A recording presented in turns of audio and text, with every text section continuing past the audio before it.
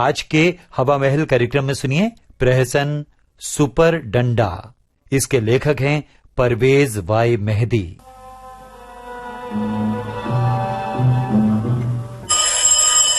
जी हजूर। माथुर साहब आए? देखत हूँ साहेब। हाँ, और हिमाकत साहब? वो तो आए गए हैं साहेब। ठीक है, तो उनको अंदर भेज दो, और माथुर साहब जब भी आए भेज देना। साहेब, बड़े साहेब आपको बुलाए रहे हैं। भाई मुझे यार दीनदयाल खैरियत तो है। साहब को मूड कैसा है? मूड तो कुछ अच्छा नहीं लग रहा है। अच्छा तो चलता हूँ, मगर भाई सुनो, जरा सा पानी पिलाओ।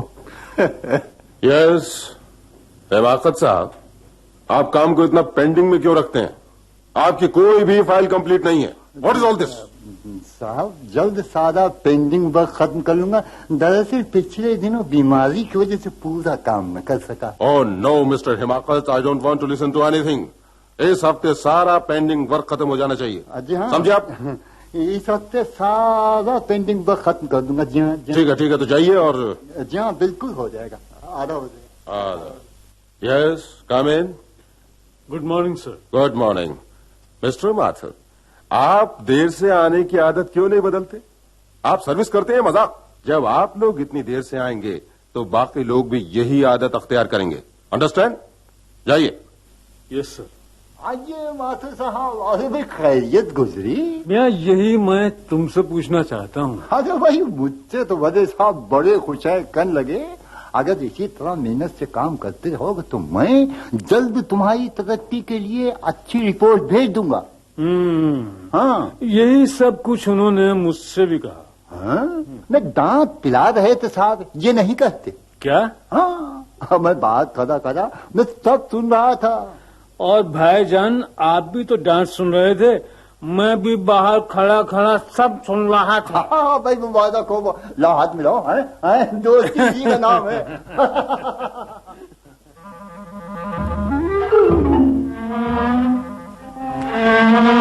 निर्मला, सर में बड़ा दर्द हो रहा है।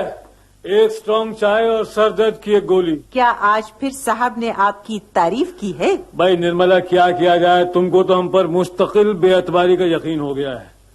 काम ज्यादा था, 2 घंटे ज्यादा काम करके आया हूँ। मेरा ख्याल है दफ्तर में आप और आपके दोस्त हिमाकत भाई ही ज्यादा काम करते हैं। मगर अब जल्द चाय नाश्ता ले आइए। आप हाथ मुंह धोकर आइए, मैं चाय लाई। ओहो।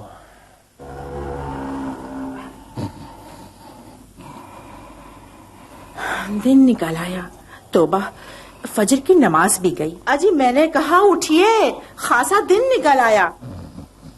अरे भाई फिर उठा रही हो बेगम, अब तो आराम से नींद पूरी कर लेने दो। मेरा कोई काम नहीं, मेरी तरफ से तुम बेशक सोते रहो, इसलिए उठा रही हूँ कि फिर दफ्तर को देर हो जाएगी और बड़े साहब की छिड़कियाँ सुनोगे। जन्म जन्म की नौसत। खुदा ना खास्ता अगर आज बाबा जान का आसरा न होता तो हमारे ये खानदानी रईसजादे टके के 3 बिकते।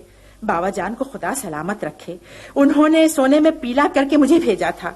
वो सोना तो नेस्ती के चील झपट्टा मार कर ले गई और इनका रात दिन का पैर फैलाकर मनहूस सोना रह गया। अजी उठिए। उस शोख की चितवन में कयामत नहीं कयामत है चितवन। हुजूर शायर आज़म। अच्छा ठहरो, ऐसे तुम नहीं उठोगे। उस शोक की चितवन में वो जादू का असर है।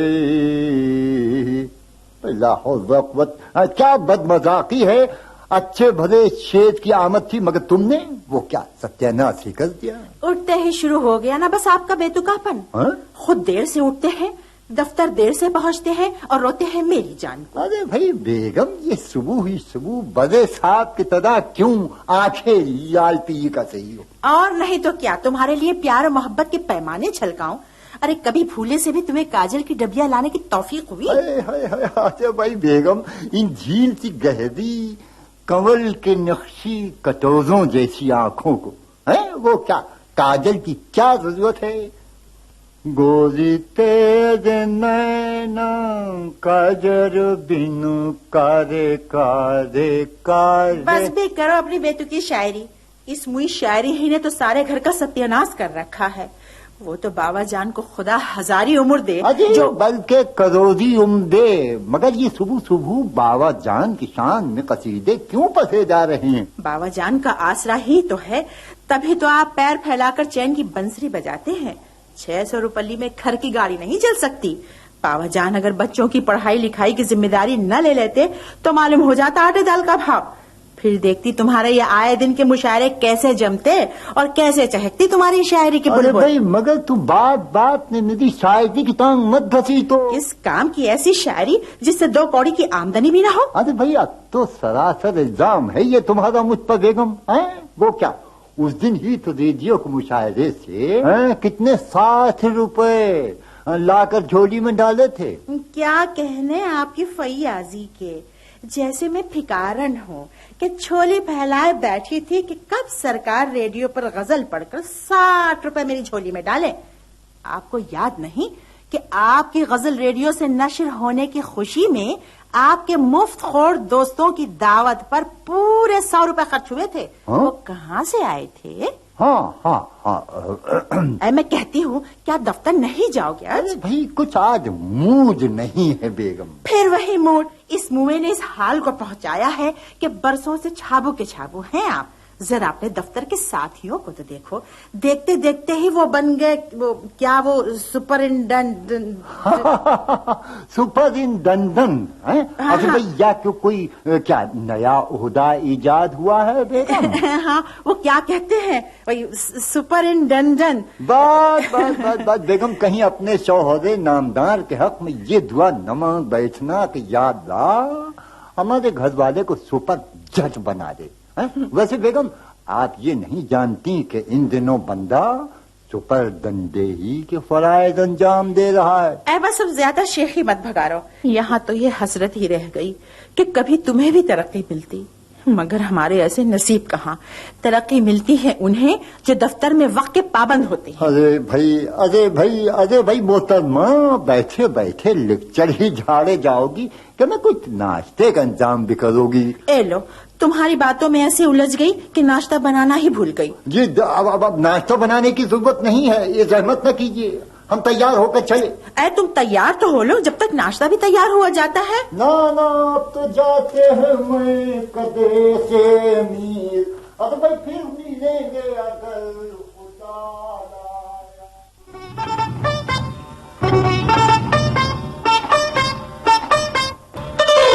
अरे भाई माथुर साहब, कदरा माथुर साहब। आहा बेग साहब, आइए आइए, हमाका साहब आइए। आदाबर से।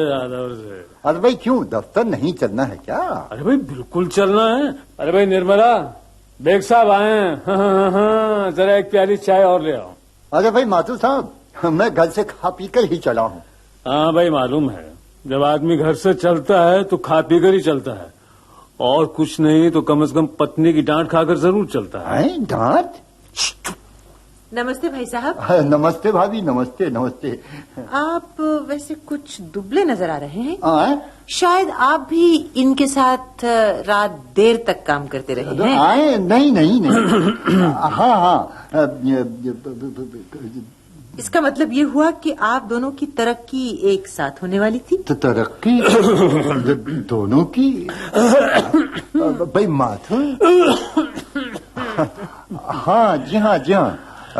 और यार हाँ हमाकत बेग, यार क्या बताएं, आजकल काम बहुत है ना। हाँ बहुत काम है, और फिर अपनी सालाना रिपोर्ट भी तो ऑफिस जाने वाली है। हाँ। अब भाई निर्मला जरा एक गिलास पानी तो लाना। जी बहुत अच्छा, अभी लाई। अम्मा हमाकत, अकल के पुतले, चुपचाप हाँ में हाँ मिलाओ। हाँ। लीजिए पानी लीजिए। भाभी, अरे भाई वाकई आजकल बहुत काम है, दम लेने की फुर्सत नहीं, और खास तौर पर माथुर साहब का तो बहुत ही बुरा हाल है। वो क्या बेचारे को फिराद केस का इंचार्ज बना दिया गया है। अच्छा मैं भी चलूं, यूं ही काफी देर हो गई है। मगर चाय तो पीते जाइए। अरे भाई निर्मला, वक्त कहाँ है, तो चाय हम दफ्तर में पी लेंगे। आओ भाई बेग साहब आओ। हाँ अच्छा नमस्ते भाभी।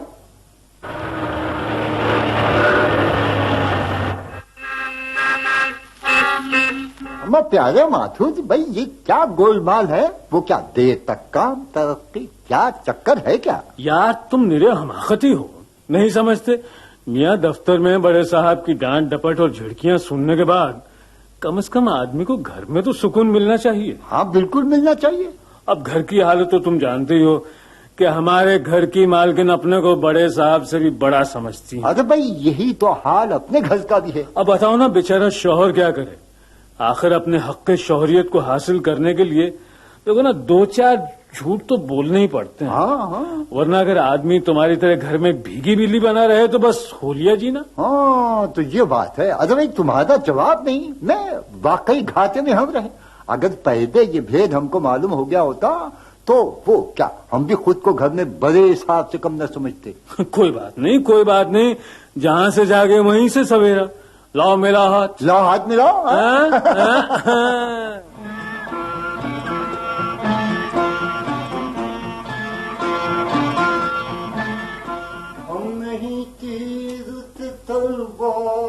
डरने वाले, अरे भाई कत्ल करना है तू बस तिरछी नजर काफी है।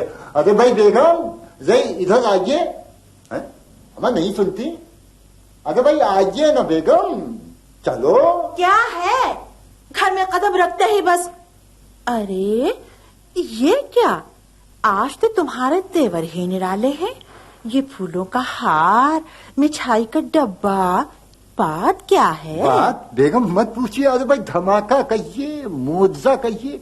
जो खबर हम आपको सुनाने जा रहे हैं। अल्लाह, अब बस भी कीजिए, साफ साफ बता डालिए ना। अरे भाई बेगम तुम कहा करती थी कि दफ्तर वाले हमारे काम की कदर नहीं करते। तो मैं मोहतरमा जरा गौर से देखिए, गर्दन में पड़े इस ताजे फूलों के मोटे गजले को और भारी भटकम मिठाई के डिब्बे को। और भाई ये खुल्लम खुल्ला इस बात का सबूत है कि आपके इस हकीर शौहर नामदार ने कामदार की कुर्सी पर बैठकर आज ही सुपरडेंट की हैसियत से वो काम अंजाम दिए कि खुश होकर दफ्तर के बड़े अफसर ने दफ्तर के मेरे साथियों के साथ मुझे एक जोरदार पार्टी दी। वो क्या है, और हमें इस तरह नवाजा कि अब हम हिमाकत बेग हिमाकत से हिमाकत नवाज खां हो गए। ताज्जुब है, मुझे यकीन नहीं आता। अम्मा बेग साहब, ये कौन है? ये क्या माथुर? आइए माथुर भाई। अरे आप इतनी घबरा क्यों गए? आधा वर्जे भाभी। आधा वर्जे। यार हमाकत मियाँ, ये गले में फूलों का गजरा, मिठाई का डिब्बा, हमारा ये मामला क्या है?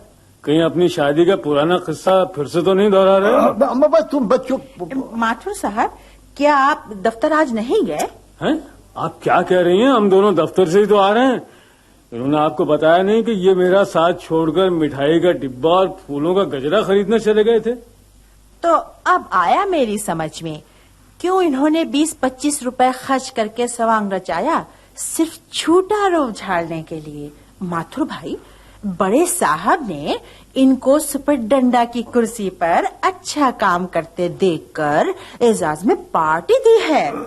अरे यार माथुर भाई, तुमने सब गड़बड़ कर दी। जिस तरह तुम अपनी शायरी में फसड्डी हो, इस तरह अपने सुपरडंडे के सफेद झूठ में भी फिसड्डी हो।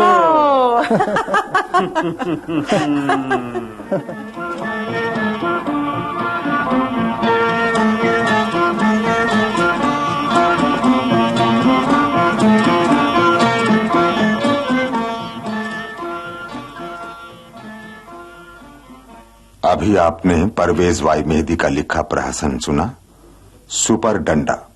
निर्देशक मुख्तार अहमद।